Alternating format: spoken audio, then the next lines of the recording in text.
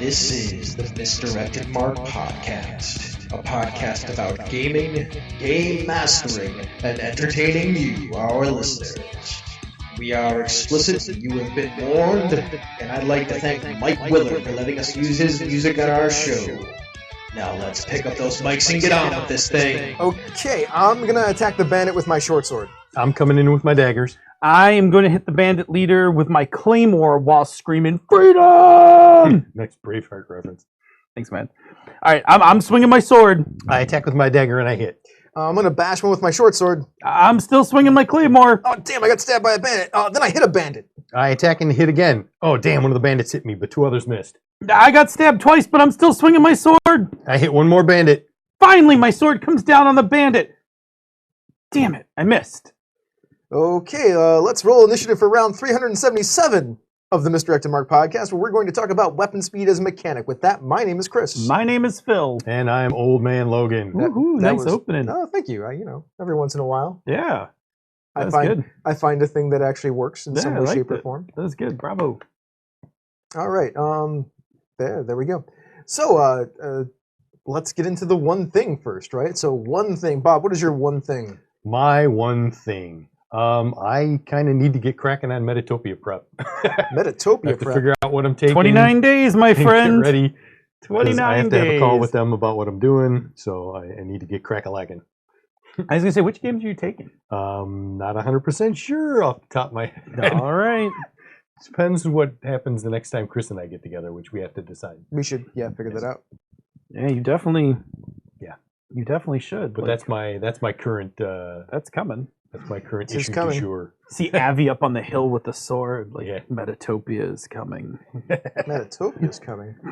Oh man. Okay, so that was me. Chris, what about you? I did a ton of work on the FM gamers stuff. So, Yeah. we had our first episode a week and a half ago. Oh boy, man, that crackliness is going to kill me. Anyways, we're trying out new cameras. We have new overlays that we're coming up with for our next episode. In fact, we're using one of our new cameras right now, which is why it might look a little bit different for you folks.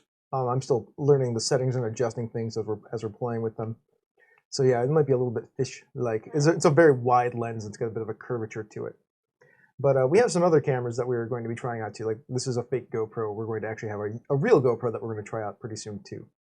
But there's some promo videos coming for the FM gamers, and I'm looking forward to episode 2 quite a bit, which is coming Monday. I mean, anybody who hears this podcast, it'll have already. Last week? Yep. But that wasn't me, I don't think. That's me. Okay, that's fine. My That's phone's it. not That's even, on my silent. phone's not even here. That's silent. That's just the vibrate. Yeah, I mean, that's been a lot of effort and work this past weekend and a few days on FM gamer stuff to get things more to where we want them. That's awesome. Yeah, that was my one thing. Well, Phil, what is yours? Mine is prep for Things from the Flood. Yeah. So I've started prepping my Things from the Flood campaign because my session 1 is Sunday. So we've session zeroed, made our characters, had a discussion about what happened in the intervening time, and I'm preparing the first mystery as well as starting to put together the meta plot for the game, and I am pretty psyched. I'm pretty excited. I have my GM confidant, which is Senda, who I've kind of told a whole bunch of things to make sure it all sounds right, and which is good because she knows everything from the Tales from the Loop campaign. So I was running through with her the Things from the Flood stuff, and she was like, "Oh my god!" She's like, "It's so good." So I'm excited. I have to actually say that my life is made incredibly easy by the fact that the mysteries in the Things from the Flood book are really good. The 3 mysteries that are in the back of the book, I think it's 3 or 4. They are really solid. They will probably be the backbone of my campaign, on which I'm layering a nice meta plot on top of that. So I'm very psyched. That's my thing. Nice. All right, is that it? Yeah. The boss wants us to. I don't know if you saw the memo. Didn't. The boss said we should push GauntletCon. Yeah, we probably should. Yeah. We're doing some stuff for GauntletCon. So I am doing a panel with Phil. Yeah, I'm doing a panel with Chris. It's called levels, layers, and arcs. Mm-hmm. Was that a test, or did you not remember the last word? Yes. Okay. Both. Nice. Both. Yeah. You couldn't work another L word in there? Why doesn't arcs, Yeah. layers, and levels is actually the name of the panel? Larks. What do you? I mean, layers, arcs, and levels would have worked better because it could have been low. Wow. Low. Anyway, we're doing that talk, Mhm. which We're is in just some going to games. be, basically us doing our normal bullshit. I don't think so. No, are we getting schmancy? Because we're going to talk about arcs, layers, and levels. So we're going to get nerdy. We're going to get nerdy on those three things. Yeah, I like that. We're going to get nerdy with a really good nerdy crowd because Gauntlet is Gauntlet is strong in roleplay knowledge. It is. It is. And then I'm running some stuff. Are you running anything? No. Okay, It's a bad weekend for me. That's okay. And I have a different job now. Yes. So the times that I was planning on running things are not times. Oh, because you were going to run like in the middle early in the morning. Yeah.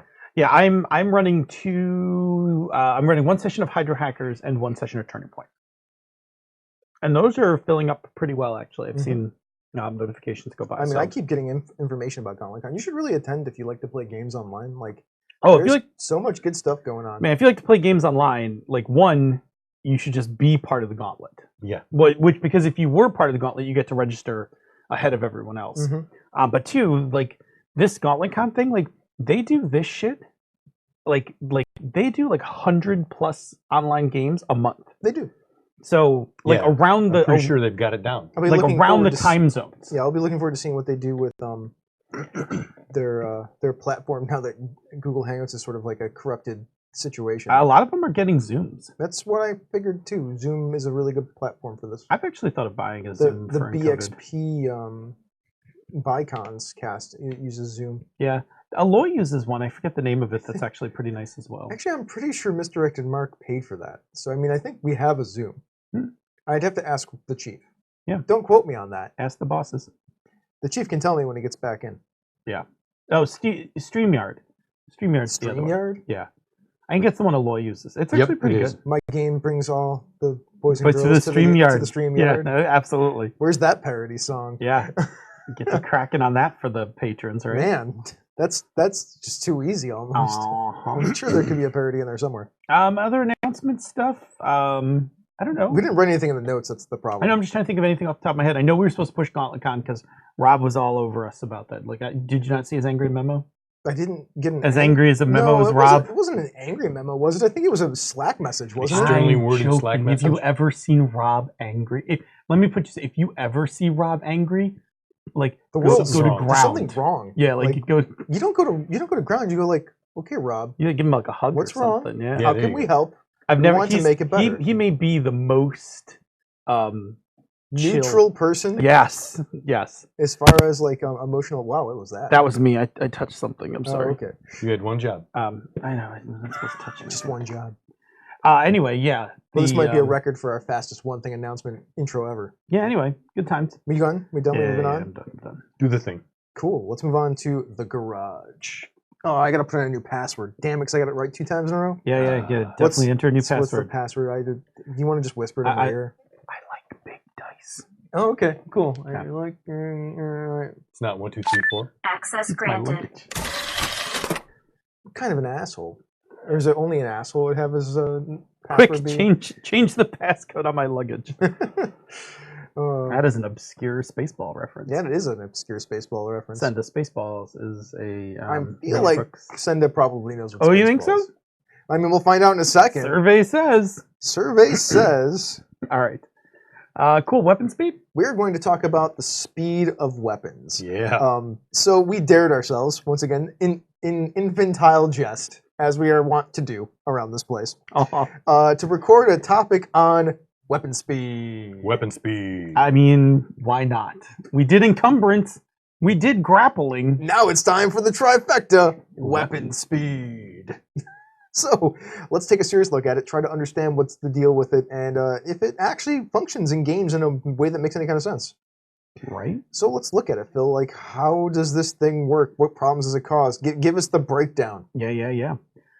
Weapon speed is a simulationist mechanic designed to model real-world observations about weapons. Man, you pulled that right off a website somewhere. I I actually wrote that. You wrote that? I know. I was just reading it. I'm like, did I write that? I'm That pretty sounds sure I wrote that. Right? super. Do you know concise why and it's? Do professional. you know why it's really interesting to me? Because when I did research on weapon speed, pulling up a bunch of different websites, that was pretty much one of the definitions that somebody wrote. Hang on, to make sure if it's right or to make sure if I wrote it or not. Bob, see the show notes? Is that comma supposed to be there? No, I put it there. Did you? Yeah. Okay, so the good. I mean, yes, it's supposed to be there, but I put it there. Oh, so then it's a good chance I wrote it. So the answer is yes, but it was edited. Yeah, so that's a good chance because it's either the comma that's not supposed to be there, or what you call it, or I don't put them in at all. Okay. Anyway, let's try that again. Sure. Weapon speed is a simulationist mechanic designed to model real-world observations about weapons. It simulates the difference in how different weapons act when used in combat. All right, so if I'm going to hit somebody with a hammer, this idea posits that some weapons are just easier to handle. Like a hammer is not as easy to handle as a dagger. The dagger is a quick stabby weapon. A hammer that's a war hammer is a swing it and then it's got problems bringing it back around. Then for range weapons, the idea is that some weapons, it posits that some weapons cycle through their ammunition faster than others. So it might be easier to fling like 4 daggers before it is to shoot 3 arrows. Sure. Maybe. I don't know. I'm just throwing examples in there. Or if we're talking about modern weapons, that a particular pistol fires more rounds in a certain amount of time than another pistol. So certain handguns, like if you were going to try to charge at somebody and you're about 30 feet away, it'll take you about 2 seconds to get to them or so, which means you can probably put a full clip of bullets into somebody. Depends. Magazine, but yes. Clip, magazine, sure. Is it magazine, clip? Yeah, it's magazine. It's magazine. What is a clip then? We'll get into it later. Okay, Yeah, that's fine. Okay. I know nothing about guns. Nothing at all. Okay. Just throwing it out there. So, weapons which are faster have certain advantages over weapons which are slower. And some of these advantages typically are... Sorry, I was looking at the chat room. I have to flip back and forth. But they are a bonus to initiative or multiple attacks. It's some of them. Thanks, man. There's other ones. Yeah. Okay. Don't worry, I'm looking at the notes now. Okay. And this is frequently offset. So this advantage is frequently offset by something like damage. So like lighter weapons, they might have a higher weapon speed, but they don't do as much damage. They don't inflict as much problematic issues for the enemy. And then heavier weapons, of course, like if I hit somebody with a greatsword, it'll do a whole bunch of damage. Yeah. Because it's a giant piece of metal, it's sharp. Yeah. But you gotta But it's slow. Yeah. But you gotta get it there. You gotta get it there. Cool. And don't miss because it feels really bad. Right. So cool. Let's look at 2 examples of melee weapons and one of a melee weapon, one of a ranged weapon. Okay. On one side is the dagger, small, tiny, quick. On the other side is the battle axe, double-bitted even. We'll go that way. Oh yeah. Double-bitted battle axe. Full-on battle axe. Huge, 2 sides, dragon wings, sharpened, all of that. If you can see it in your mind, then we're doing okay. So the dagger is light. It does less damage, but it's very easy to stab with. And as Phil mimicked earlier, it's like stab, stab, stab, stab, stab, stab. You can't see me if you're listening on podcast, right. but I am doing the stab, stab, stab motion every time I say stab, stab, stab. Yeah.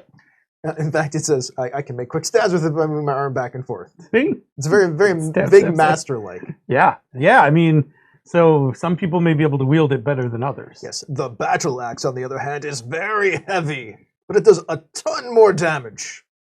I say that with more gravitas because it's a bigger weapon. Sure. Why not, right? Yes. It also requires me to swing the weapon and then pull it back and ready it before I take another swing, which is why it is slower. Yeah, right? Like, I mean, there's a whole motion that you have to go through with it, as opposed to just the slight extension of the arm and recoiling the arm back. It's more effort. Yep. Tell me about the flintlock pistol versus the Glock's G17. Yeah, right? All right, so a flintlock pistol versus Glock G17. So the flintlock pistol, so there's actually 2 parts to this, right? One, the pistol takes actual steps to reload, right? Like, this is the thing where you've got to take like the powder, right? You got to you got to rip off some of the paper, the primer. You got to put everything in. You got to pack it down, right? And then once again, big master. Yeah, exactly. Yeah. And then even when you fire it, like it's not that fast when you fire it. Like you pull the trigger, the hammer goes down. There's like a little bit of a delay, and then boom, the round goes out. Right? And you probably miss. You probably miss. Not super accurate. Right, and then you have to do it all over again and reload it. Right. But the Glock G17, which is why supposedly Blackbeard, had a bandolier of guns. Yeah, exactly. So because he'd load them up and put them on his belt. Yeah, exactly. Like, so if you look at, like, you know, pirate movies and things like that, typically you have multiple guns because you fire one and then either chuck it or shove it back in the bandolier. Like, it's done until the end of combat. By the way, as an aside, Blackbeard, probably not as much of a badass as everybody thinks he was. More of a negotiator. Created a reputation for himself. Yeah, it's a good way to do it. Oh yeah. Have Marketing is a everything. reputation of being a badass, and then when you negotiate with people, people think they got off easy. I mean, pirates were actually like the reserve army of the different navies. Right. So that, in case you were wondering. Hmm. Anyways, moving on. Sorry. Glock G17 though is loaded with a simple magazine change. It's actually a very smooth process, and it's actually fully engineered to happen very quickly. Trained, trained operators can actually, in a very smooth motion, with one hand, be ejecting the spent magazine, grabbing the fresh magazine, putting it in, and then boom, ready to go again. Can you give me an example of where we have seen the Glock G17 in media or anything like that? I'm not sure which movie actually has the G17 in it, but I do know that, what is it? I think, did Wick use it in 2? I don't know if he used the Glock. I thought 17. Right, I don't think it was the 17, but anyway, you get the idea when you see him reload a lot of those weapons. It's very similar. Yeah, if you watch John Wick, like he had the training. Keanu Reeves had that training for how to actually do those combat reloads. Now besides the smooth reloading, the G17 has a standard 17 round capacity, but can accept extended magazines up to 33 rounds, making it way faster than the flintlock pistol. Here, let me ask you this: is it semi-automatic? Oh yeah. So you cycle through those shots at the speed at which you can pull the trigger. Like, it's fast. Like, you would empty a 33 round magazine into somebody before they could reload that flintlock pistol. So yeah. Anyway, so we can see the differences, right, between the dagger and the battle axe, the flintlock pistol, and the Glock G17. There is actually something to be said in real life about weapon speed. Okay.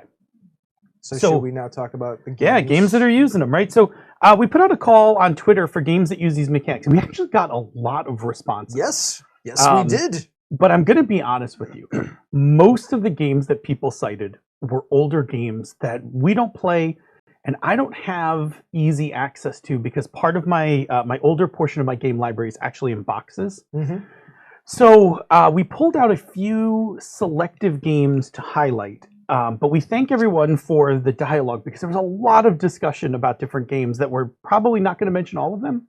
But what it did tell me is that there is a certain type of game, and it is a more simulationist, and it tends to be an older style game where these mechanics were more prevalent. So we have the internet, so I could look at some of those things. Yeah, I looked at some too, but like I wasn't going to do that thing where I go through like 50 games. No, me neither. Yeah. I only went through like a couple. All right, so we're going to talk about the granddaddy of games. We're going to talk about AD&D. Get my walker out. Right? Get my old book All right, out. The graybeard on. As our resident D&D expert, lay out for me AD&D's weapon speed. All right, so Bob, are you ready? So weapon speed is a bit of an optional rule in a lot of ways. You don't have to necessarily use it. Depends on the version that you're talking about. If we're talking about first edition D&D, the only time weapon speed really came up, according to the rules that I read, which, by the way, if you go and look at the internet for different interpretations of weapon speed, there's a bunch of people that have a bunch of different opinions on this, but I went right to the book. Yeah. The idea for initiative in this game is that you just roll opposed sides initiative. Like, one side rolls a d6, the other side rolls a d6. I remember that. Right? So that means weapon speed doesn't really factor in too much until you roll a tie on the d6s. Now, once that kind of happens, then weapon speed is one of the factors that determines which opponent strikes first in a melee round. And then there's a chance that one opponent will be entitled to multiple attacks. And you have to do that by comparing the score of the lowered factor weapon with that of the higher.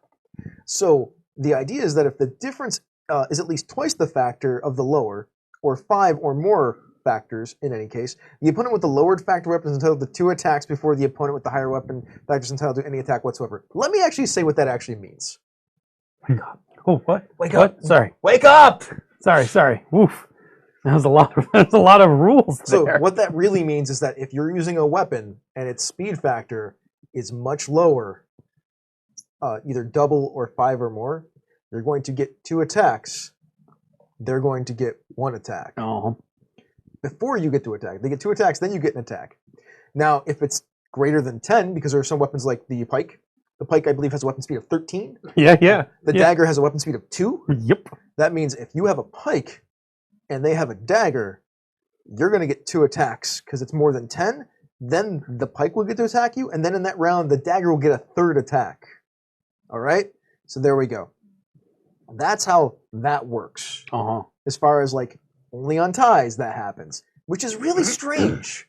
Because otherwise, everybody just kind of gets their attacks. And there's a whole bunch of other things you can do. Like, we're not even talking about setting your weapons against the charge. There's like a procedural setup that goes on. Oh, there's a lot. But we're just talking about when weapon speed sort of actually affects things. The room's chatter and they want you to do the other part. Yeah, it's coming. What, are we talking about spellcasting? Yeah. Is that what they want me to talk about? Yeah, they're all in there. All right, so here, it matters when spellcasting is involved. So here's where the rules get a little bit wonky to me, because it doesn't say if it's with spellcasting inside of that tie, or is it just spellcasting in general. I'm actually of the opinion that it's probably spellcasting in general. Okay. So you have to compare the weapon speed of the attacker targeting the wizard minus the losing die roll. So whatever die roll in the initiative roll lost. Okay. All right.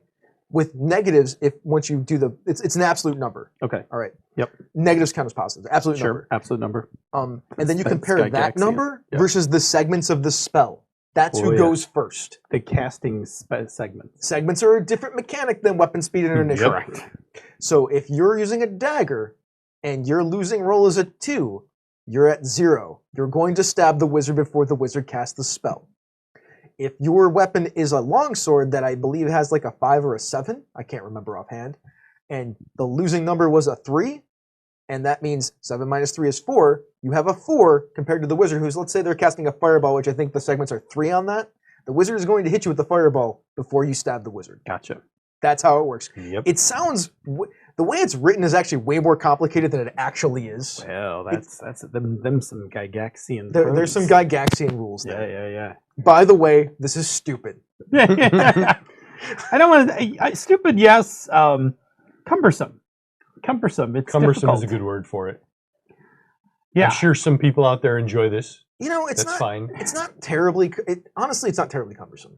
No, but it's a lot. Like like if you're in the middle of like a full day of gaming, like every time a tie comes up, you gotta stop and be like, all right, boys, check out your weapon speeds. Let's do some math. You would assume that like you would know what you're attacking. Oh, no, it was on your sheet, like on your character sheet where it had weapon, dice damage, weapon speed. Yeah. The real question when that comes up, those ties come up though, is like also damage is simultaneous in those situations. You could also just play it where damage is simultaneous in those situations. You don't actually have to use the weapon speed stuff.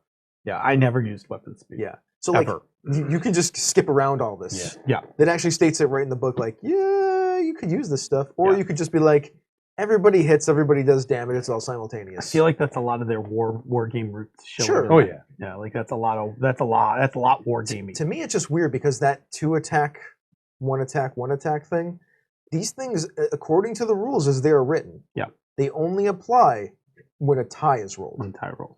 Yes, because according to what I read. Because I think the idea is that if you win initiative, you have won by enough that you just all go through. first, but you don't get multiple attacks then. No. But if you get down to ties, then literally it's just the speed of the weapon. Correct. Yeah. It's interesting. Yeah. It's a big tiebreaker. Yeah. It's a big way to go for the tiebreaker. It means, well, so here's an interesting thing about that. Mm-hmm. If you want to talk about the effect of this on the mechanics of a game, rolling initiative, because you roll initiative every round, it's the thing that can break up the monotony of side initiative. Sure. Because it's like, wait, maybe they'll go first twice. Or maybe they'll go last and then first. But then when you get that tie, it's like, well, this is all going to get broken up now. Yes. Which is kind of an interesting way to break up the monotony of a fight. When you could have, especially back in those days, 17 bandits on one side and your 7 to 9 adventurers with their hirelings on the other side. Right. Yeah. Like, because that's how those games tended to be played. Yeah. Like, you had large parties of people and hirelings and things like that. Yeah, you went with MC Hammer's posse into the dungeon. Yeah. Like you with the parachute pants and everything. Yeah. You took everybody. Do got hit by a trap. Can I talk about aces? Yeah, and go eights? ahead. All right, I'm done. there you go. Aces and Eights is a Western game by Kessner and Co. It uses a count up initiative. So this is where everybody has a initial everybody rolls their initiative, and it is a linear initiative that starts at like time 0. Mhm. Like as soon as you call for initiative, it's time 0. Everybody basically finds, based on I think their dexterity or whatever the value is, their spot on the initiative chain, and then every action you take adds to the chain, That makes sense. right? And different actions cost different things. Yeah, instead of a countdown clock, it's a count up It's clock. a count up clock, yeah. And so, for instance, cocking and firing your second shot. So first shots were the same cost, no matter what, whether it was pistol or rifle. Because it was already loaded. It was already, yeah. You had the weapon ready. You're just literally pulling the trigger. Mhm. But your second shot for a pistol cost you 5 ticks, and for a rifle cost you 10 How many ticks are on the clock? An infinite number? until it ended. Okay. Remember when we played that? Yeah. It just goes on, like until the whole thing's over. So it's not you can. I don't remember if it cycles See, back after 100, but it's essentially a chain like that would be cool if it was in a circle. Because Yeah, then it would it be just- easy just to keep moving. yeah. It just goes. Like I think maybe when they get to 100, they just put it back to 0 or Yeah, I mean whatever. that's a circle essentially. Yeah. So. But essentially it never stops going. Like Yeah. once it starts until you drop out of combat, everything you do is your action, and then you find like you take your marker on the initiative thing and move it to the next spot, and then you don't go again until the initiative count reaches your number. Mhm. Yep. So that thing about like 10 ticks from the time you fired your second rifle shot, like that could be a big deal if your second rifle shot missed and somebody was coming at you with a knife. Yeah. Yeah. Okay. Tell me about Rune Quest. I did what I could. It's not super complicated, Okay, right? Like cool. it's just the speed of a weapon is a modifier to the initiative roll. I mean, it's simple enough. That's really smart. Yeah, right. Yeah, that's a good way to So put it. in it'll affect your overall spot in the initiative, Mhm. which is honestly the house rule that we used to use for weapon speed in our D&D game. Yeah, when we played second edition D&D or first edition or whatever hodgepodge of rules we were playing with Right. when I was a teenager. there. Uh-huh. I'll talk about Savage Worlds. Oh yeah, Savage Worlds. Why not? So Savage Worlds has a rate of fire. Yeah, that is a weapon speed. That is a weapon speed. Right? Rate of fire, and this is the rule right from the game, right? A rate of fire is how many shooting dice a character rolls when firing their weapon. These additional shots must be taken at the same time, and each point of rate of fire grants the hero another shooting die. So, for example, a pistol with a rate of fire 2, for example, gives a character 2 shooting dice, which may be aimed at 2 different targets. And then don't forget, you also add your wild die. Uh-huh. Mhm. Right? So you can, notice this says which may be aimed at 2 different targets. Yes. So you could just put both rounds into the same target. Hmm. Mhm. So yeah, things with a high rate of fire, And then you're just taking with your wild die, you're taking the highest die. the highest 2 dice. The highest die or dice that you are utilizing. Yeah, so if you roll 2 shooting dice, and your wild die, you take the highest 2 of those 3 Mhm. dice. And they can both do damage. Yeah. Hey, That's correct, right? I think that's correct. I believe that's correct. Jerry's in the room. I think Jerry will correct me if we got Somebody that will wrong. tell us if we're wrong. Hey, D&D 3.5 had a little touch of weapon speed. It did, because the bow, the light crossbow, and the heavy crossbow had a weird way to reload them. Because that's an action economy game. Yeah. Because on your turn there was the free action. There was the A move action, and then Was the bow a free action, or was it the part of that 5-foot step thing? I'm pretty sure bow was a free action. Oh, okay, cool. Like it didn't cost you anything. Like okay, It didn't cost anything. all right. The light crossbow, you could reload it as a move action, so you could not move and just reload your Yep. light crossbow. Or you could, if it was a heavy crossbow, you had to take the full action to do so. Yeah. Which that's a big deal in D&D. That's a big deal in D&D. That's like fire this. It also meant that you couldn't take necessarily multiple attacks with the heavy crossbow. Yeah, because you had to wait every round to. So that is a factor of weapon speed. So how much of an action it costs you on your turn to reload your weapon matters A quite lot. a bit. Yeah, I mean that it makes the heavy crossbow a thing that you fire and drop to the ground, Yeah, and or you have cover. and the light crossbow is one of those things like you can only shoot it once in part of your multi-attack action. Yeah. Because I think it was one-handed. I think you could shoot it. You can one-handed. shoot it with a penalty one-handed. Yeah, because then you could shoot it, and then if you have more than one attack, you could fight with your Yes. the weapon in your other hand. Yeah, the light crossbow was good if you had cover. because then you didn't have to move. Yep. Because then you could burn your move action each, like at the end of, like you could fire and then basically use your move action to reload it so that on the next initiative you could fire it again. Correct. It was good for a low level, but it was terrible if you were an actual shooter type character. Correct. Not bad for a rogue. Yeah. But even rogues got multiple attacks later. Yeah. Now I will tell you, if you have never watched on YouTube, I forget who the person's name is, but there's this person who studied like ancient archery techniques, and if you have never seen how fast they can shoot, trust me when I tell you that there's some amount of realism between the bow, the crossbow, the light crossbow, and the heavy crossbow. Like there are some incredible trick shots, and I wish I could remember that person's name that they could perform by the way that they carried arrows, they carried them in their hands, and like the speed at which they could just fire them. It's pretty cool. It's really cool. It's really cool. Yep. They actually steal some of those ideas that technique that guy was using for shows like Arrow. Yeah, that's cool. Lastly, let's talk about a game that you wouldn't associate with weapon speed, which is Fate. Yeah, why don't you tell me about it? So you could have a weapon that has an aspect on it that is fast light blade. Yes, you could. And that will actually give you the narrative positioning needed to be able to use it for weapon speed by spending a fate point on it. That sure sounds like weapon speed to me. Especially for things like initiative. Yeah, like you go to make an initiative roll and you're like, I'm going to spend a fate point because fast light blade and roll again. Or take a +2 so I can get up the chain a bit higher. So there's absolutely ways to have things like that in in your game, like in your like less simulationist games. I would even suspect it could be one of your named things in what is it? One of your named things in Swords Without Master. Swords Without Master. Yep. Right. I need you to continue to fill for me while I'm doing Sure. Cool. Let's. So now, having given some examples of weapon speed, a couple different types of weapon speeds, let's break it down and talk about what weapon speed is actually doing inside the game.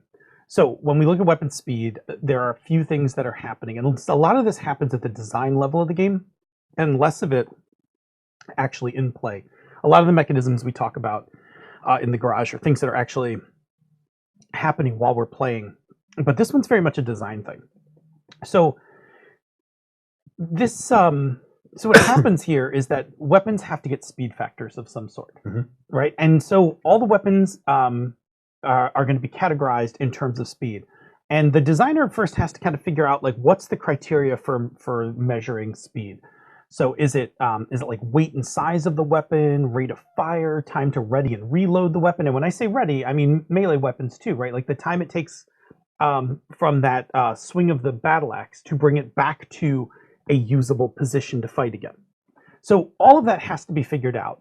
And then there needs to be like some determination that something is fast, something's slow, and then like that gives you the continuum by which you can then rate all of the other weapons, right? So if we say something like the dagger is really fast, and the sword from Final Fantasy, the surfboard sword is super slow,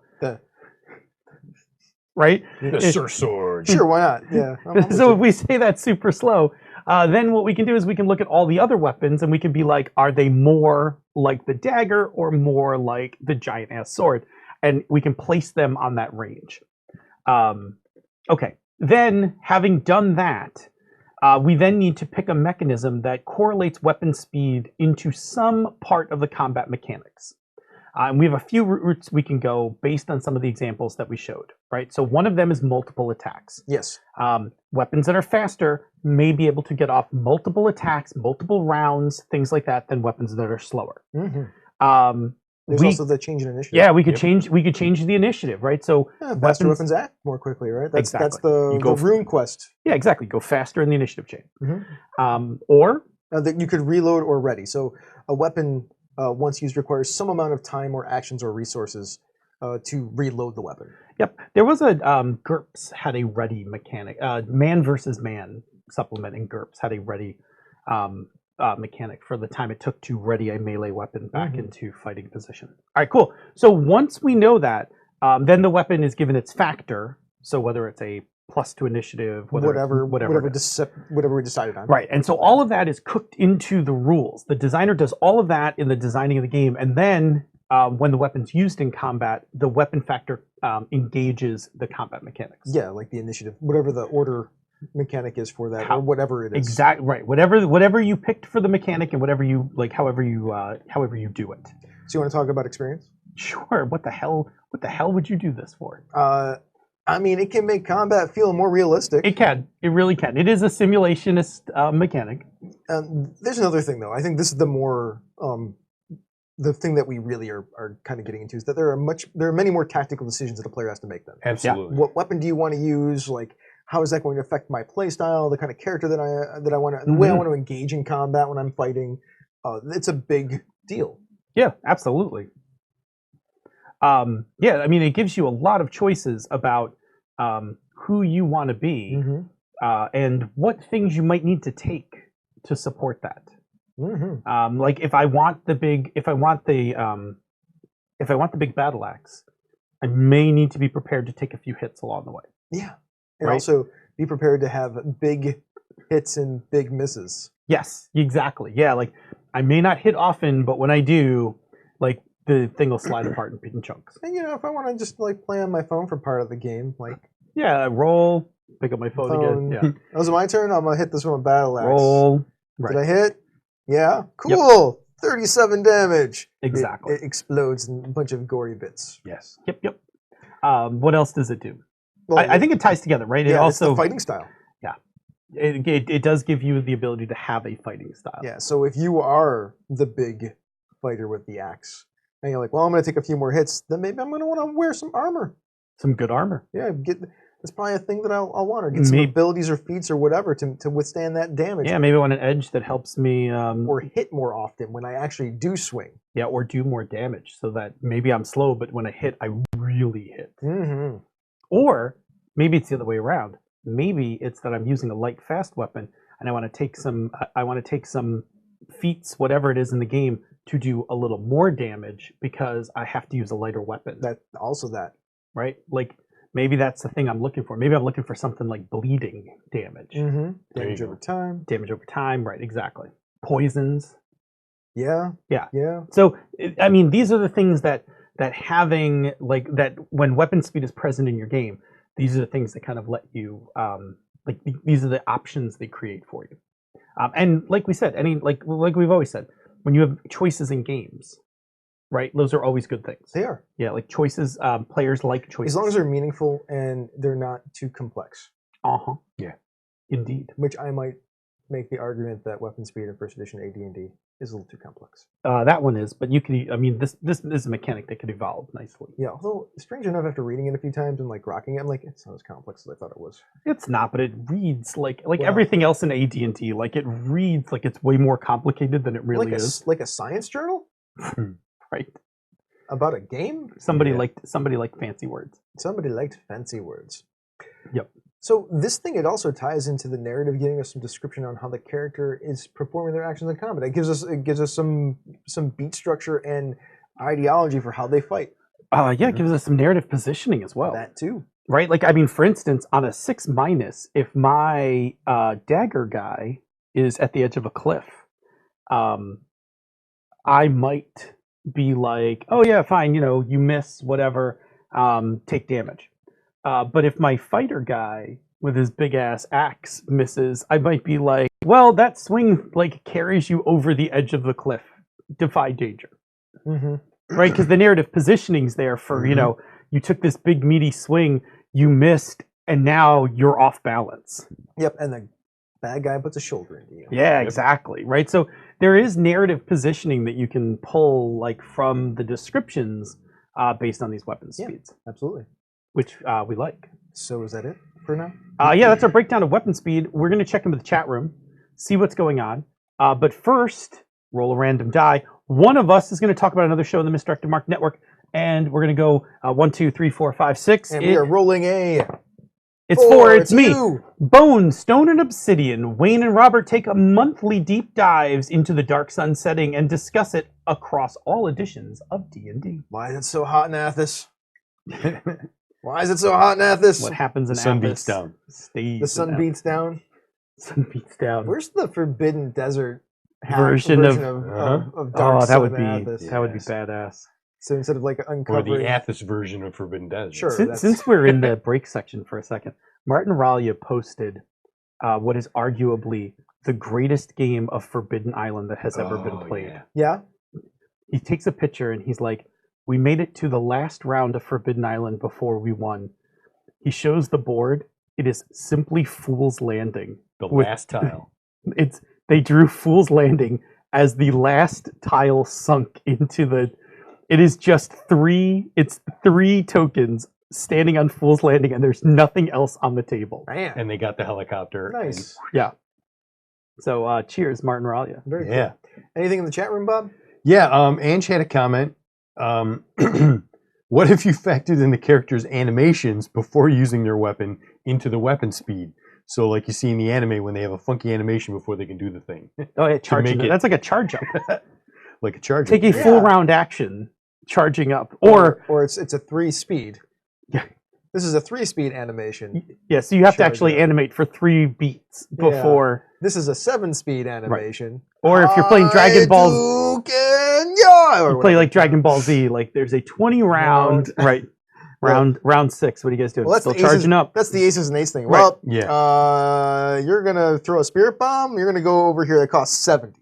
Yeah. Yeah. We'll see you. We'll see you in a minute and a half. Scream over there in the corner for a while. Right. And in that Ah. respect, weapon speed and action economy kind of tied together to Sure. a certain degree because you That would be interesting. Yeah. Who's Well, weapon speed and action economy are two. I mean, they're both tied into the idea of combat Yeah. or structured encounter play. So, I mean, especially in combat, if you're using actions in your combat, they're 2 parts of that mechanical construct. Ken and Rao from Fist of the North Star, right? Like Ken can like hit like 500 times. Yeah. Because he's so fast. Right, because he's so fast. Like some guys don't even know they're dead, right? Like that, I think that was like, isn't that the beginning of the? They don't could have even know. mitigated That that is if an you just gave interesting- him his half of the eyebrow. That is an interesting idea on how weapon speed or action economy / weapon speed or technique, because it wouldn't be weapon speed, it'd be technique speed. Yeah, Sure. Different Oh, yeah. techniques Yeah. would cost different Oh amounts yeah, absolutely. different amounts of speed. Right, and certain powers would have to charge up. Yes. Yeah, absolutely. That would be Yeah. an interesting game. Yeah, you'd have to you would build your fighting style like with things like Oh, I have lightning fist. I have That could solve part of the anime problem. Like, you can just power up for a round and get X ticks towards your stuff, sure. or you could use any of these powers, which you can do something, and it'll also add ticks to your thing Mm-hmm. until you've hit the threshold. Now we're just noodling around. Yeah. Now we're talking about game design. All right. Which is back fine. to the Was that group. it? There's also a whole bunch of chat. There's a whole bunch of talk in the chat room about different initiative systems. Yeah. So there's like a whole bunch. There was I think we talked about it. there was talks about feng shui. What's the countdown clock? Yeah, it's a countdown, which is Same interesting. deal. Kind of, because I think you reach the end of the round when everybody's counted Camera down. died. Well, that's a problem. Wow, are we streaming? Battery died. The battery died. Are we still streaming though? Can No, they we're hear? still streaming. They just Yeah. can't see us anymore. Oh, that's unfortunate. Well, that's okay. Okay, I'm gonna just jump into the next section. Yeah, keep going. While Chris figures out the boy, we are pushing our technological boundaries today. Yeah, I mean, this. Yeah. Anyway, It's a good thing I got that. GoPro so we're back. eventually. We're going to discuss weapon speed now in a bit more of a discussion format. Luckily, Chris is laved, so we'll be able to just keep talking. All Yeah, right. keep talking. So Bob, in general, what are your feelings about weapon speed? Do you like it? Do you have preference for which kind of mechanisms over other ones? Yeah, I rarely want to get that deep when it comes to weapons. I'd rather have something that's more streamlined. Yeah. Just to, I'm actually with you on this. Like, I'm not really into games that go into this died. level. I think that I don't know. It's just not my style. Yeah, Like, Yeah. it's very fiddly, right? Like, it's getting very like for me, it's slowing things down. Yeah. Because my concern isn't so much about players. when it gets into this, like, because players will have picked their weapons and kind of know where they are, but it means that for me as a game master, like every bad guy like every NPC I stat out, which I'm super lazy about actually like doing a good job statting out NPCs. It means that every NPC I stat out, I have to then also like determine the weapon, pick the weapon speed, that kind of thing. So I don't know. I think I would do this in a one shot. Like if somebody was like, "Hey, we're gonna play this one shot," and what you call it? We're gonna play this one shot, and it's super crunchy, and like I'm not committing to this, right? Like I would definitely try this. I would definitely try this in a one shot situation. I don't think you could coax me into this for a campaign, right? Like, hey Phil, can you run this uber crunchy all weapon speed kind of thing? Like I just it's the reason I don't play Shadowrun. Yeah, right? exactly. Right. Like I actually like I actually don't mind it in gun combat as much. Like rate of fire doesn't for some reason rate of fire doesn't bug me, and it wouldn't bug me if it was initiative based. Yeah, initiative based for me is probably the least invasive weapon speed. So if I'm gonna do weapon speed, I would definitely do the initiative based one because that's pretty easy. Like, hey, calculate your initiative modifier, right? Like everybody's gonna have one. For the bad guys, it's probably not going to be too difficult for me to size up. Yeah, and we've played at least a couple of games where we had rate of fire for guns. Yeah, absolutely. So we've done that. Yeah, right. And I think Savage, like the thing I love about Savage Worlds, the way they do it is unlike D&D, where like multiple attacks in D&D is like a I mean, people do this by house rule, right? They roll their dice together. Yeah. Like Savage Worlds just tells you, like, roll your dice together. Yeah. Like, roll your dice together. You get one wild die. Pick, pick them out. I think that's just. I think it's faster, right? Like, I think that's just a better, lighter mechanic. Yeah. I agree. Yeah, I'm definitely like, if you're gonna get me into a game with weapon speed, I like that. And then ultimately, if I'm being super lazy, tags. Yeah. Right, so if the weapon is like tagged slow, or the weapon is tagged fast, I'm never gonna mind that. Like I'm never gonna have a problem. It gives you that difference, but it's not super crunchy. Yeah, exactly. Chris, got any thoughts about games with weapon speed? Likes, dislikes? No, not really. Okay, that's fine. Sort of busy. No, I know.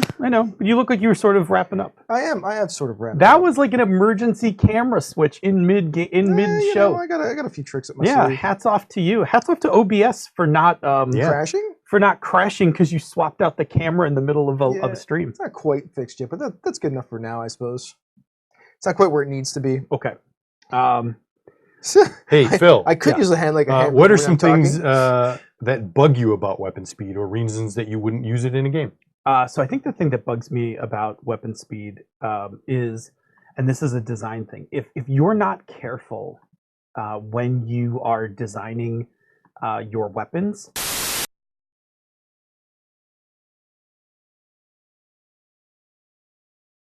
John Wick in a yeah, you're like John Wick, like in a John Wick in Goodfellas. Right. Yeah, I mean that's a huge. So to me, that's a real. I got to put a lot of faith in the designers who designed the game that you did all that homework. Yeah. And it's even little things like, cool, all the guns seem to be balanced out.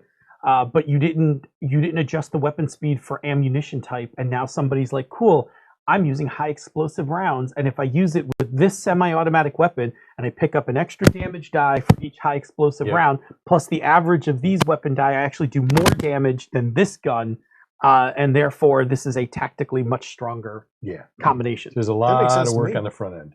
Yeah, I'm okay when there are multiple routes. My fear is when somebody has found an optimal route.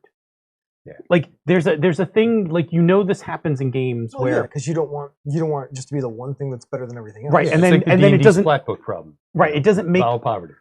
well. It's not valid poverty. Valid poverty is actually really hard, right? Like there's a whole bunch of things you have Right, to but do. if you get that, it's like then it's like it's a win condition almost. right. But what happens is, and I've seen it in other games before, is that players will figure out that there is one game or one combination, and then suddenly everybody gets rid of their other weapons, and they all get this weapon. Yeah.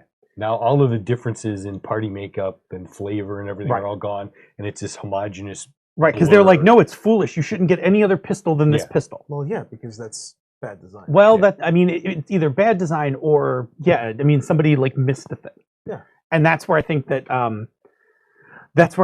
weapon speed has a pitfall. So as a designer, I got to be honest. As a designer, I don't know if I have the rigor to do that level of play testing. So it's probably better for me never to put that into, never implementing in a game like that. Yeah, it's one of those things that you partially math it out and you have to play it a lot to see it and try a bunch of different combinations. Right, and you kind of need help. Like you need a play tester who is good at breaking things. Yeah,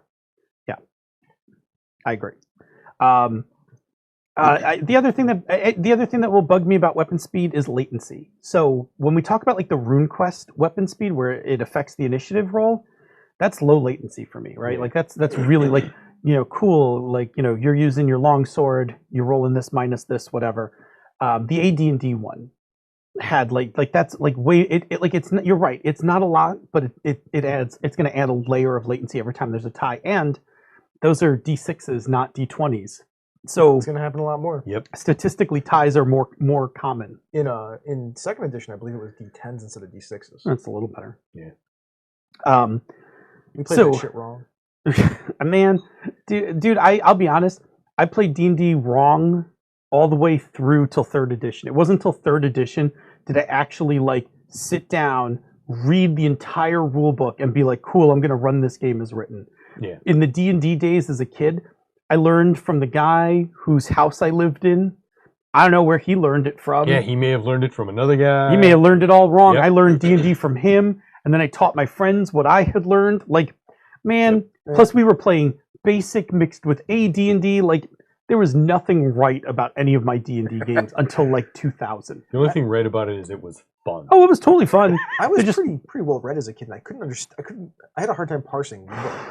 I read it today, and I read it yesterday, and I'm like, oh, I get it. This is terribly written, but I get it. I was 11 years old, and I got the first edition DMG, the giant red demon holding the girl cover for Christmas, and I was so excited. And I cracked that thing open on page 1, and I was like, words are hard. This is deep. These words are hard. These words are hard. This book there's gotta be a better way. It was called Don't Read It. I flipped through it and it was like, oh, magic items. And then I was all excited. AD&D was a terrible thing for little kids. That's why basic D&D was so popular. Because it was simpler. The Metzner and the one before it, Mulvey. Yeah. Because they were so much easier to understand as a kid. Also, they're better designed games. Yeah. People still No, there's nothing wrong with BX. People still play those games. I'm sure people still play first edition D&D here and there because they enjoy it. But a lot of people still play BX. Yeah. There's a whole giant community of people out there playing BX, and those books just got a re-release. Somebody redid them. They're fantastic. That game was super light. That game was very playable. BX was a very playable game, and I actually liked those D&D box sets quite a bit. I like those D&D box sets because they were the tiers of play. You just when you got to a certain level, you went and got the next box off the shelf. You're like, oh, time for the companion was the longest box running set. campaign I ever played in. BX? Yep. We went right through basic, expert, companion, and up into master. There you go. Yeah. AD&D was hard. AD&D was cool, but it was hard, and I never understood it as a kid. And it didn't matter because we just played D&D. Yep. What's next? We were just still talking about things that bug us about weapon speed. Anything that bugs you about weapon speed? I mean, the whole concept is silly. Yeah, you just like more abstract. It's not that I like. I like weapons that do different things, but like I like if a weapon is fast. It's about granularity, right? Like Mhm. I don't need the granularity in my game because I'm not a weapon nut. Mm-hmm. Right. Well, what you're saying is you're not That's a probably not the right a thing to say. simulationist, is what you're saying. Yeah, I'm not like I'm not Gonzo for weapons. Yeah, that's fine. I'm with you. Goo goo gaga for Yeah. weapons, whatever you want to call it. I'm actually cool for the narrative part of that, which is I have no problem. Like one of my favorite scenes in John Wick 2 is the sommelier, where he goes through all the weapons, Mhm. right? And he's so like I don't need like I like that. I just don't need it to actually mechanically do anything in my game. Sure, like Yeah. that's a cool flavor moment. Also, that's narrative storytelling and not a Yeah. not Yeah. a game mechanic. When I was a kid, I would so Palladium had these books, these little 6x9 books with all sorts of different weapons. There was a modern firearms, there was a medieval one, and an oriental one. I say oriental because I know it's so bad, but that's actually was the name of the book. Yeah. But I would carefully pick my weapons, not because they had range or damage or anything, but for look. Uh-huh. Like I wanted my character to look a certain way, so I wanted like this particular gun to go with my character. Mhm. Or I saw this kick-ass gun in a movie, and now I want my character to have that gun. Yeah. Like that was my level of gun porn. Yeah. Was when not we, the when numbers. we played Conspiracy X back in the day. Right. The mechanics for the guns weren't real deep. Nah. But I went out, bought a bunch of gun magazines, and did a bunch of research. And this is when the internet was just getting started. Correct. So it was mostly magazine research. And I settled on like a Glock. It wasn't the 17, but it was something similar. Yep. And if I remember correctly, I got the Kimber Classic Polymer Yes. for circumventing metal detectors. Right. In when there was a need. Yep. And stuff like that, because I just wanted it for the flavor of what this guy liked to carry. Exactly. Like I what you call it? That to me is where I like I wasn't really cool on weapon speed, but I like descriptive. Yeah. I like my character to have a certain look in my head. Uh-huh. Right. It was flavor. Yeah. All right. Cool. Last question. From a design perspective, if you were going to have to use this mechanic, how would you use it, and what kind of mechanisms might you use, depending on a game? If I was using weapon speed in a game that required weapon speed of some sort. Yeah. I guess I don't know. Like what are those like the only those thing- above mechanisms, like multiple the attack, only- initiative? The only one that I like for it, I mean, it depends on the design of the game, but the one like if we're talking about D&D, Mhm. like I like it for a bonus to initiative. Mm-hmm. It's about it. Mm-hmm. If you have, I guess if we're playing a Pathfinder style game that has way more granularity to it, Yeah. I'm okay with like the possibility of an extra attack depending on how well you do on your initiative roll. Okay. Yeah. Like, that's cool. but that is like this should be a special property. Above a certain number, this is like you not only go first, but you can get an extra attack. Not only do you go first, but you go at the end of the round too. Oh, that's cool. And so like you basically get to go twice in a row. You get to go first, and then at the end of the round first again to simulate the fact that you are quick. I literally wrote nothing down for this, but I'm just thinking off the top of my head. The thing I would like to do with what I would like to do it with reload. Like, so I'm thinking about Long Live the Queen, Mhm. the Musketeer game. And I'm just thinking of a neat mechanic for flintlocks, where in a Musketeer style game, you do the opposite of the consumable roll. So if in Black Hack and in Forbidden Lands and things like that, when you have a consumable like rations, it's represented by a die type. And you roll the die, and on a 1 to 2, you have consumed enough that your die type goes down. So for arrows, for instance, you might have a D8 in arrows, and after combat, you roll your D8, and on a 1 or 2, it steps down to a D6. Mhm. So I might do something with like weapon speed or weapon ready, where weapons had a different die, and if you wanted to use them on subsequent turns, you would have to roll the die and get like the max, like either the 2 highest max numbers or whatever. And then it would step the die down every round after that. Maybe as it depends. As you're trying to reload. Yeah, it might depend. It depends on how granular I want to get. I might just say like in 2 consecutive rounds, like you can only fire this pistol on round 1 and round 2 if at the end of round 1 you roll this D12 and get a 12. Otherwise, you have to take that turn to reload, and then on round 3 you can shoot it. Or you best be pulling that sword. or drop the gun and pull the sword. But See, that might be a fun way to that's simulate an that. interesting way to do it. I just think it's an interesting idea if you want to try to do the speed reload thing. Yeah. Hear me out. The first time that you try to reload it, you roll a D8, Mm-hmm. and if you get a 7 or an 8, you reload the gun that fast. Sure. But if you don't, then it steps down to a D6.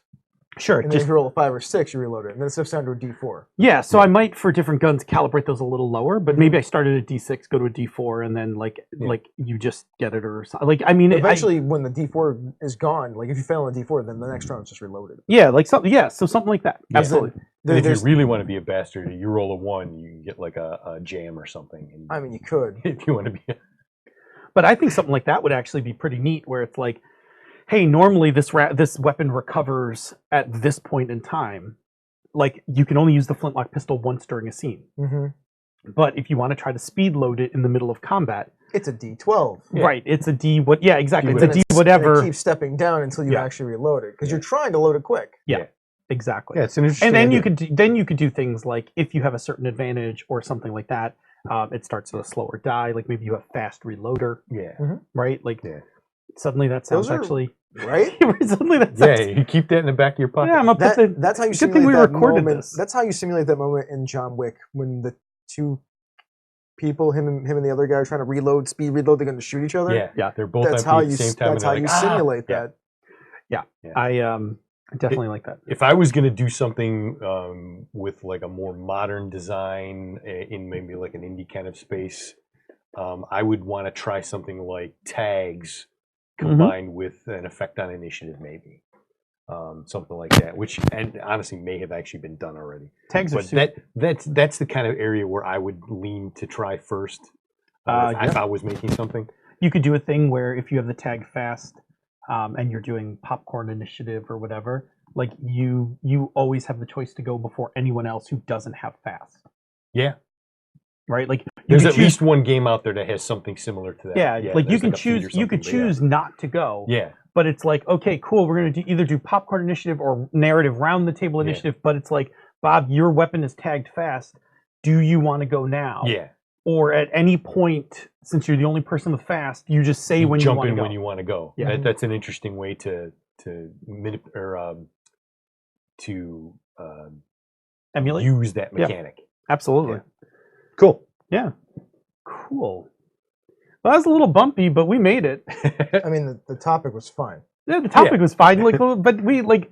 I like that we just, we're trucking through, fixing things. We've had enough problems on this show that it's not a big deal if something goes wrong. Yeah, no, that was good. All right. See, we are trained for disaster. We are trained for disaster. And we just, we just roll through it. If you're listening to this on the podcast, you have no worries. But if you were watching us for any reason, there's a bit missing in the middle. A little bit. We couldn't stop. Missing. We couldn't stop because then that requires editing. Yeah.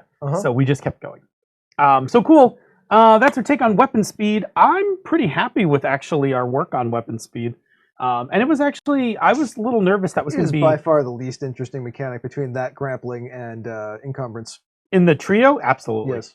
But there was more to it than I thought when I started. But it was a good challenge, and it was an interesting conversation. I do like a good challenge. So next time, if somebody's got a ridiculous antique mechanic they want worked on, let us know. Or an antique game that you want us to refurbish, like Gangbusters. Oh, yeah, fix up that game. We haven't done an exploratory play in a while. It's been a little bit. We did For the Queen not that long ago. That's true, we did For the Queen. We did. And I want to read up Cyberpunk, I just haven't had time. All right, anyway.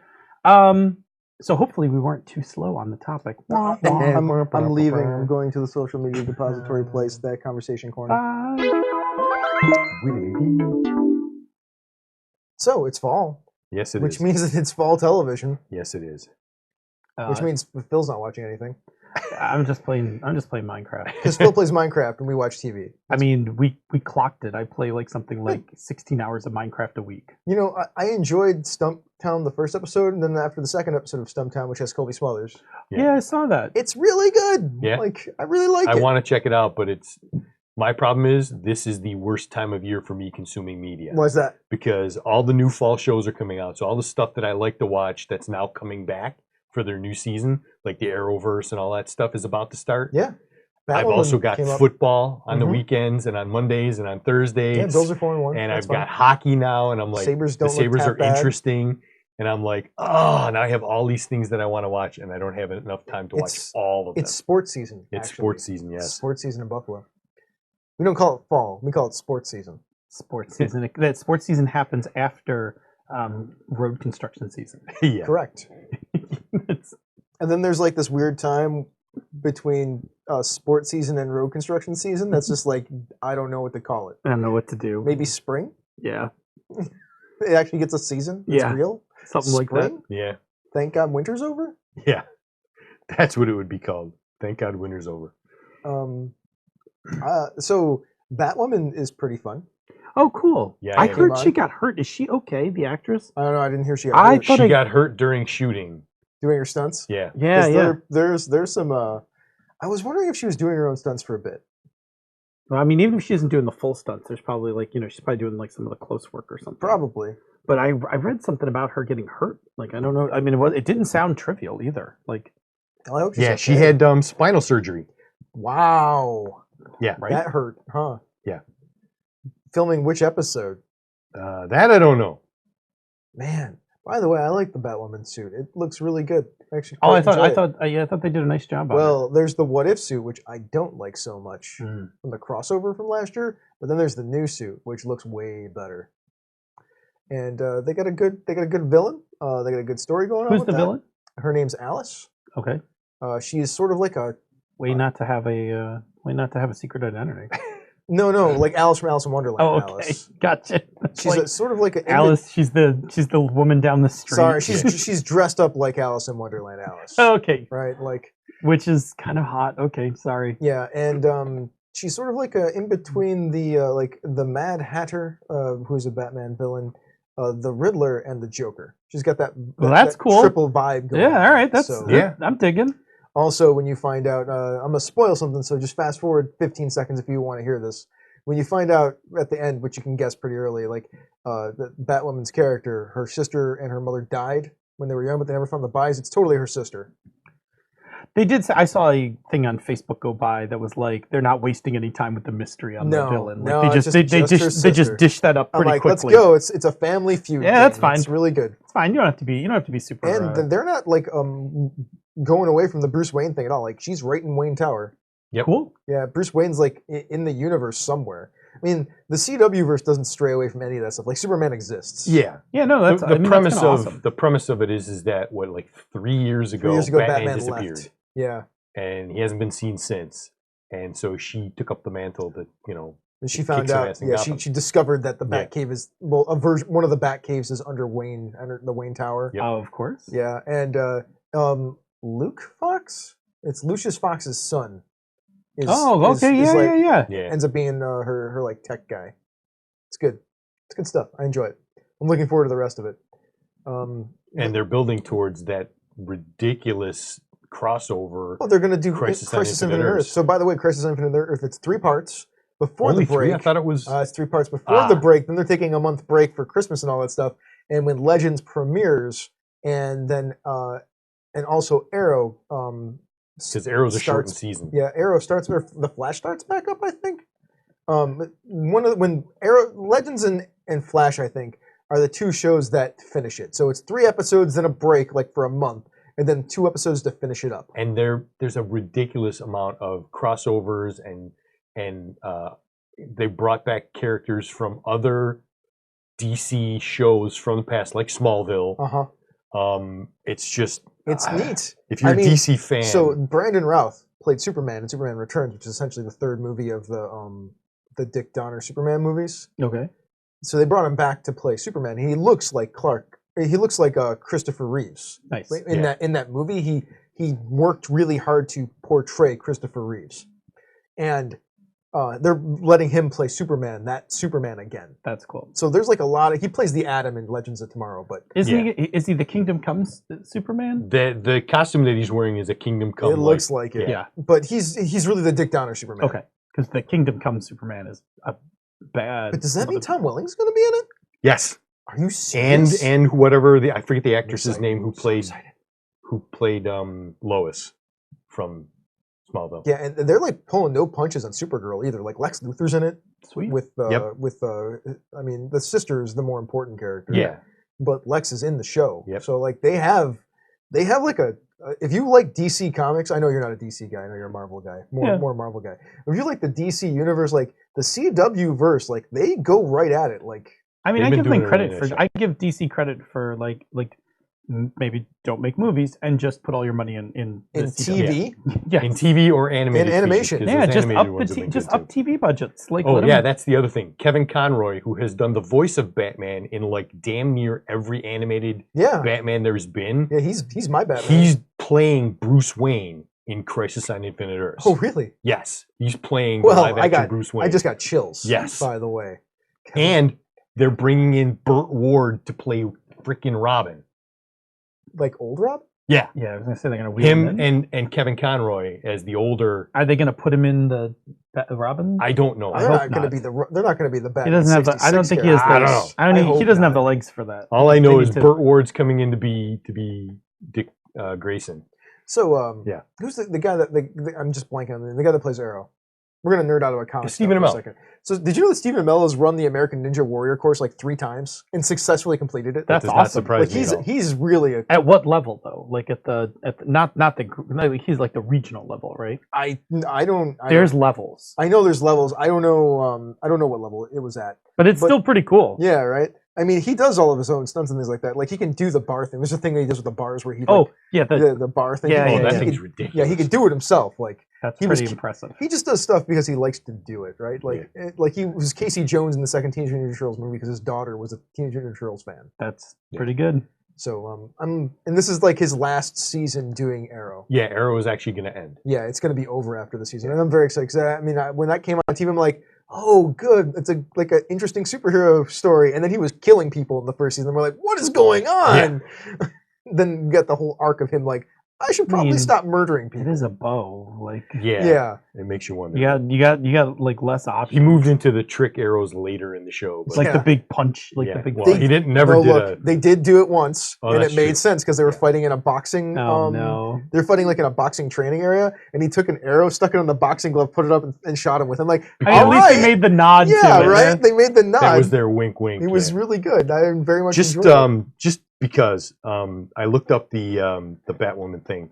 So Ruby Rose, she had an injury where she thought she broke a rib, and they figured it would take 6 to 12 weeks to heal. But the chronic pain was persisting, and the doctors told her the injury was probably in her neck, so she went to get an MRI. And they said, "Hey, you could become a paraplegic. This is your spine. 2 discs have herniated, and they've broken all the protective layers." Oh boy! And you have like this tiny amount of your spine that's not severed. And if you don't get back and get something to take care of.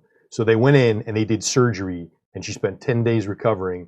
She said at one point she couldn't feel her arms for a long time. Wow. Like this is how bad that could have been. Man. And she got super lucky. Look, man, there's been some interesting stunts in the first episode of Batwoman. Like they do the thing where she jumps off a building, right? Like Yeah. uses the cape to slow her descent and to save somebody, and falls through the top of a building. And they actually have it like it looks like it's staged pretty well, where it's like they just dropped her through her and the person she was saving through the top of the ceiling and into a bed, or at least a padded thing. But like it still looked. The stunts are. That's pretty. They do good. They have the good stunt people there. Yeah, Like, making it look they're- really good. Yeah, and they work hard at it. But like this is what the studios, all the production people hate about the high priced talent wanting to do their own stunts, because if you have something like that, you could lose The whole series. your whole show. I mean, Yeah. once you get her, she wasn't in the costume for the things that I saw. So, like, if she's in the costume, maybe they can do some more of that. Yeah, slip the stunt person in. Yeah. And yeah. Like originally, we're just gonna be nerds for a few more minutes. This is a really short episode, by the way. It's only like 9:19. And then we'll let Phil talk about Minecraft if he wants. They didn't have a lot of money when they did Arrow. Like, so having Stephen Amell be able to do all of his own stunts was actually kind of a big deal. Yeah, probably. It saved them a bunch of money. But at some point, they're like the stunts. At some point, like a season or two in, they're like, man, the stunts in this are lame. And then the stunt crew got mad, so then they started upping their game. Right. And they do really good TV stunt work. Well, I mean, that's that's all a function of budget. Yeah. But at the point where you're now making, like the CW's got a small dynasty here. Yeah. Like this is problems you solve by putting money on it. Yeah. I mean, by nature, they had to up their budget when they started branching out into other heroes because you got the Flash. Yep. The Flash needs more effects. Yes. Just by the nature of the character. So you have to crank up the effects for that character, and then they start bringing in like some of his villains and stuff, which are more that's over all the top. Effects stuff. Yeah, all effects driven. So as they added, and then you get into like Legends of Tomorrow. Legends is wacky, like it's out there. It's out there. I mean, they're also being ridiculous pulp heroes. Yeah. So I mean, it's that kind of show. Yep. Mm-hmm. I'm going to mention. I think it was. Somebody put it in our Slack room. I think Blake Ryan did. Did anyone look at the person who took the scene from Endgame with Cap and the Hammer and mixed it with the song "The Touch" from the Transformers movie? Have you not seen it? Oh, we'll have to watch that after. Okay, we'll watch it during the after show. It's so well put together. Oh my God! Do you know the song? I have never seen that movie, so I was not familiar with the song. Listen, song fits. You'll know if you saw the Transformers movie because you will be scarred by the opening 10 minutes of I've seen the Transformers movie. Yeah, so the song "The Touch." We'll play it in the after show. I can't think of the song. It's fantastic. Somebody spliced it together. It's so good. It's really short because it's just that little couple beats of the initial fight with the hammer. I'll show it to you during the after show. I did play a bunch of Minecraft. I'm still playing my Absolute Ender pack while we're waiting for Season 3 to spin up on the new server. We are actually organizing the new server. Schmitty's building the server right now, and the rest of us are contributing mods that we want to add to it. I have like a whole bunch of small mods. I found like there's this. Did I tell you about capsules? No. So capsules, this thing where they come in different sizes. So like 9 by 9 by 9. And then you pick an area and you throw the capsule at it and it puts it in the capsule for you. And then you put the capsule in your inventory. You take it to wherever you're going and put the capsule back down. So for instance, like in Immersive, the excavator. Like I'm just going to take so in the later end of this game, this guy, 47 Mark 7, has made a full 3-tier beacon that he keeps in a capsule. And he takes it with him around the base because he's got this thing called a magic feather that gives him creative flight as long as he's in range of the beacon. So he's just like walking around the base and he's like, whoop, hang on a second, boink, and like throws the beacon up and then like flies around, does something, takes out the capsule, boink, puts it back in his pocket. That's fun. That's really cool. He's at a point now where I don't think we would put it on our server, but like he's doing immersive railroads. Yeah. And it's like building like full on trains and driving them around the I didn't even actually know that Minecraft could go modded that far out. Oh yeah, that's like it's way off the base game. The only problem with trains is it's a server hog. I totally get CPU, why. Yeah. But yeah, it's whatchamacallit. It's pretty neat, but some of the small mods that they have in that I like really want ported over because just some of the little things like vein mining and things like that have made life a lot easier. I'm looking forward to it. Schmitty's, like I said, Schmitty's building up the new server. We've been all throwing ideas into a Google Doc for. I think there's a couple packs we're taking out. Yep. So I think we're saying goodbye to Big Reactors. Big Reactors, Animania, which none of us in the end really liked. It was made animals too complicated. Yep. I'm almost tempted to recommend Ender Zoo, but I don't know if people want more varied monsters. Like I don't know if people want the bomb throwing creeper. That's one not creeper's even bad enough. I don't want other types the of creepers to mess with teleporting my creeper is the bad one, man. head. Yeah, that's It blows nasty. up and it randomly teleports you up to 64 blocks away, like wherever. Put me on team nope. Yeah. So anyway, I've been what you call it? I'm early mid game at this point. Like I've built I built my first murder room, and I'm quite proud of it. It is very clinical looking, and oh, that's the other mod I wanted to put in. There was this thing with doors, so I have these like pressure doors that like you spin the handle on to seal, so it looks totally badass. I'll show you a picture after the show. Anyway, I've been playing a lot of Minecraft. No, Andy, Senda, we do not want the blood moon. Oh fuck that! No blood moon. That is. I turned that off in the mod pack that I'm in. It's so awful. The blood moon is mean. The blood moon plus Ender Zoo is a terrible combination. So anyway, I did a bunch of that.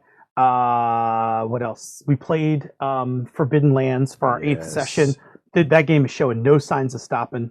I like it a bunch. What else? Did I talk last week about Safe Sex, the comic book from Image? No. So I downloaded and read the first issue of this comic called Safe Sex, which is this dystopian world where it's what's the shortcut? If Pence was king, it's this world where like being queer and kinky is outlawed, and like everything's super pure, like no poly, no kink, no whatever. Yeah. Like husband and wives have to like fill out forms to like register when they had sex, and and so the main protagonist is a rebel. Yeah, she's a rebel. She was she was actually a kinky sex worker who was like in a poly relationship. And the opening of the comic book, the haven that that all these sex workers were in gets raided, and so she winds up going underground by marrying one of her partners, so that they pass as straight. And then something happens to him. He sees something at work that he's not supposed to, and when the authorities search their house, they find all these sex toys and things like that. And so now she's on the run. It was really good. I only downloaded one issue, but I like it enough that I think there's 4 or 5 issues. I'm going to go download the other ones and start reading them. I mean, rebellion and sex. I mean, it kind of like hits your wheelhouse, right? Yeah, and it's really like I guess for me, it's kind of it's slightly terrifying, right? Like that the idea that there's a world where the way that I choose to love someone could be illegal. Like that's a really uncomfortable thought. Yeah. And put that in context to what's happening today, right now, at the Supreme Court, where the Supreme Court is hearing cases on whether federal workers can be, I don't even know if it's federal workers, if people can be fired for being LGBT. Man, it's messed up. It shouldn't be a thing. No, right, like it absolutely shouldn't be a thing. And there are like 28 states in the U.S. that do not have their own protections. We are, I think, very fortunate. I believe New York State is one of the states that has a protection about that. It would not be hard for you to figure out some of the other 28 if you really thought about it, or where they might be located on a map.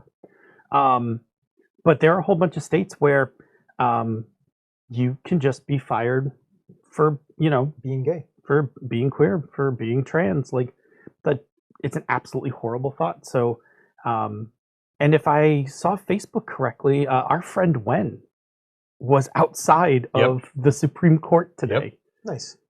Protesting. Good. Like right on Wen.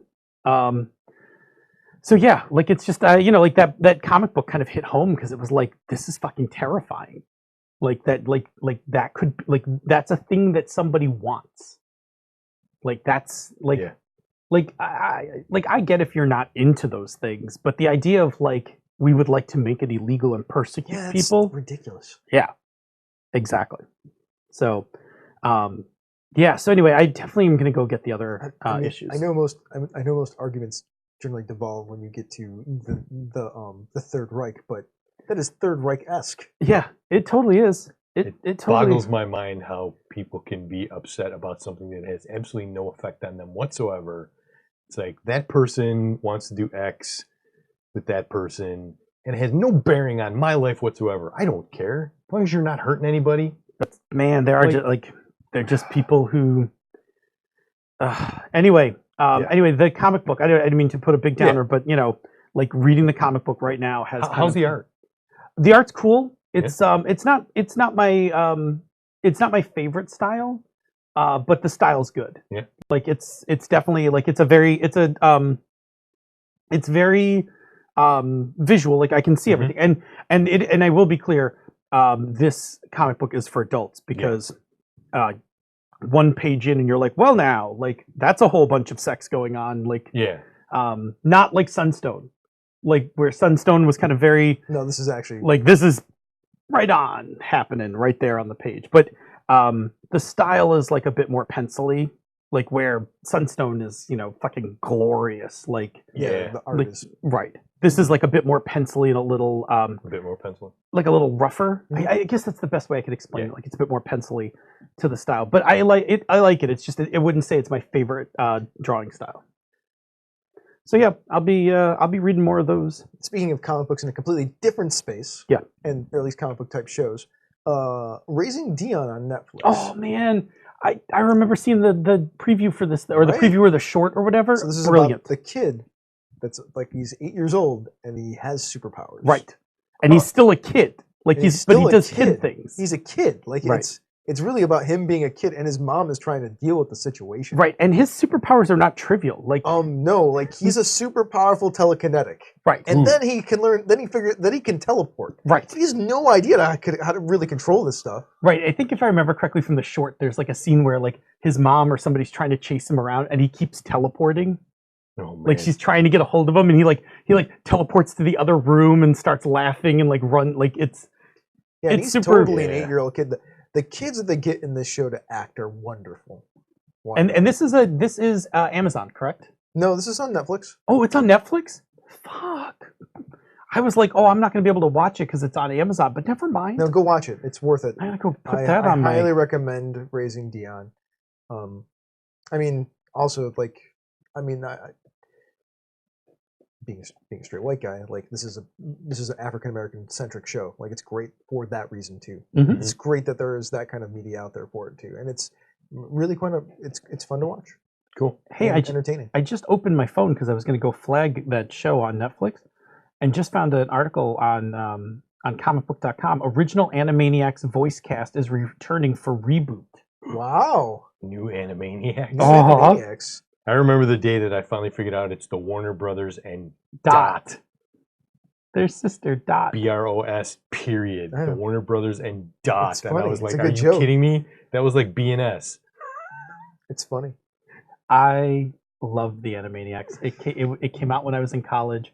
I used to work very quickly in my physics lab in the afternoon to finish up my physics experiments so that I could run home and get back to the dorm and flip on the Animaniacs. Like that was a thing. Who's the guy who plays Apollo Creed's son? That's Michael B. Jordan. He's in Raising Dion. Oh, cool. Oh, he's an amazing actor. Yeah, he's the father who's missing. Wow. Okay. And he's in the show like multiple times already. Like he plays a big part, at least in the background of kind of what's going on. So it's worth it. Like the show's really good. The actors are all high quality. Cool. I got one more thing, I guess. Yeah. I love me some D&D Beyond. It is like remember when a while ago we were talking about web-based applications for role-playing games? Yeah. Like I really think this is the thing that should exist for other game systems. It's that good, and it's not that complicated. It's just somebody takes the time to take the text from the book, and load it up with hyperlinks to like all the chapter things, and then inside of that there are like hyperlinks that will open in new windows to things like character stat blocks and maps. You can open up new windows and other rules that you might need to reference. Like this is content you download. This is not, you don't download it. It's just on the web. Okay. You buy it on the web. You have your own personal account. So you have access to certain modules. Yep. And you can get a subscription to have the character builder if you want. And then you can share content with other people. But if I'm like running my own homebrew, can I make content all inside you of it? can make stuff inside of it too. Cool. You can make homebrew monsters. Cool. I don't know if it's got a note storing set application. Yeah, that's what I was gonna ask. Like, can I put could I make a hyperlinked adventure inside? Well, I mean, if you wanted to go to Google Docs and make your own hyperlinked adventure, you could do that because it's all web based. Yeah. Because you can just copy the hyperlink. Yeah. You can open up the window on D&D Beyond, whatever that link is, and just copy it to your thing. 'Cause it's going to be there. Cool. So you have all that stuff. But like, me and Sean have been reviewing Descent into Avernus. Yep. The new Baldur's Gate Descent into Avernus, the new adventure. And man, it's just been so much fun this time to go through that adventure. Which, by the way, thank you, Evil John, for giving me one of your copies. It's become to great use. But I don't know. I can read it on my phone. I can read it on my iPad. I can read it on my desktop. It's always there, and it's really convenient and very enjoyable. Avi's got a great question. Do you need to buy the books if you have a D&D Beyond account? You need to buy the book on D&D Beyond. Like, even if you have an account, you still have to purchase the book. Right, but you don't have to purchase the physical book. No. In order to. No, you can buy the book on D&D Beyond. Right. That's where I actually won't buy any more hardcover books. I'll just buy the D&D Beyond version. Yeah, because cool. It's not hard to run the game off my laptop. I've been running games off my laptop now for about 2 years. Like, oh man, really I mean, every game I run, I have a PDF copy that I keep on my iPad. Even my homebrew games, I will just open up tabs now with the monsters that I'm going to use for encounters, and it's that simple. Yeah, that's good. In a similar vein, anybody remember Realmworks from Lone Wolf? I do. They killed it. That's probably wise. They're probably getting crushed. It was like the money just wasn't there. Yeah, that's makes software sense. development is software development is very tricky. There's a rumor, because the people that made D&D Beyond bought Cortex. There was going to be a Cortex version of like D&D. Well, that would be pretty smart. Which will be different because Cortex isn't D&D is a game system. Yes. Cortex is a game. D&D is a more set in its way game system, right? Mm-hmm. Cortex you can use to build things. Yeah. So the idea, from what I hear, the rumor is that they're going to build a thing where you can actually build out your own version of your Cortex game. That'll be very That's interesting. an interesting idea. That is the idea that they're going with. That is all the rumor mill stuff that I got for that. Pretty good rumor. So, yeah, I mean, I love me some D&D Beyond. Like, the rules are so easily searchable and accessible and all that stuff on there, as long as you have the books. Avi's saying they hired Cam Banks, so it's more than a rumor. They did. It's more no, they rumor. bought it. Right. They hired Cam Banks as developer. As a developer. Yeah. But whether or not they're gonna to what level of software they're gonna go for. Yep. That's the thing I think you're talking about. Uh-huh. Cool. That's all I have to say. We done? I feel like we're done. Let's do some Patreon shoutouts. Patreon shoutouts. You're gonna have to do one on this list, okay? It's hard to miss. Yeah. You're welcome. Did you okay. Let's never mind. If you're a patron, you'll see that if you open up the show notes. Zach Goins, Troy Sandlin, Will Doyle, Sean Merwin, the Mad Wizard, Cindy Moore, Miko Froelich, Kevin Minorzak, who is our super producer on the FM Gamers, the old school DM Randy Farmer, Chris Constantine, Eric Mengi, Eric Simon, Brett Just Brett. That's not our Brett B. That's just Brett. That's another Brett who, thank you very much for being a patron. The Rainmaker, we all know that guy. Chris Steele. Yeah. Sean P. Kelly he puts the S in the gaming in BS. Right? Yes. Right? Lots of S. Right, Bob? Yes. S. He's lots of S. Brandon Barnes, Evil Rich, Tad Leckman, Steve Bissonette, Theodore Atkinson, and Steve Radabaugh, who's got that cool Dungeon World app game that you can play. Yep. Nice.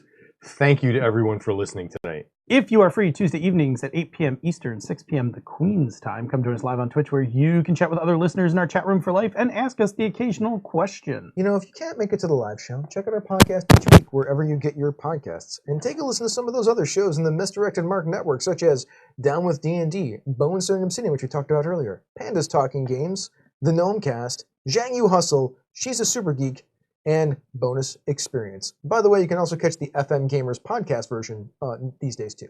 Oh, nice. You can also check out our sibling podcast, which I highly recommend, The Tabletop Bellhop, The Knights of the Night, and the always amazing Gaming, and the aforementioned B and S. Yeah. After you've swung your weapon and before you ready it for your next attack, It'll take forever. Just pause now. Pause. Okay, go. You can reach us directly via email, mmp@misdirectedmark.com.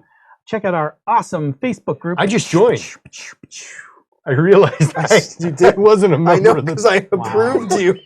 I approved. Did Bob, Rob even pay you this month? Bob is not part of the Facebook group. I highly recommend you go into the Facebook group and harass Bob.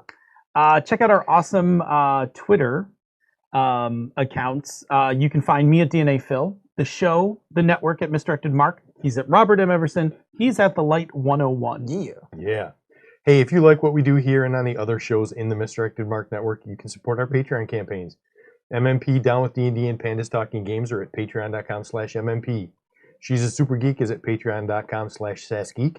Zhangu Hustle is at patreon.com/Zhangu Hustle. And last but certainly not least, Bonus Experience is at patreon.com/Bonus Experience. Patrons of MMP Down with D&D and Pandas Talking Games get access to the after show, these pre-production show notes that we're reading from, the musical parodies that we get to occasionally, Pandas Talking Games bonus outtakes, and other special releases.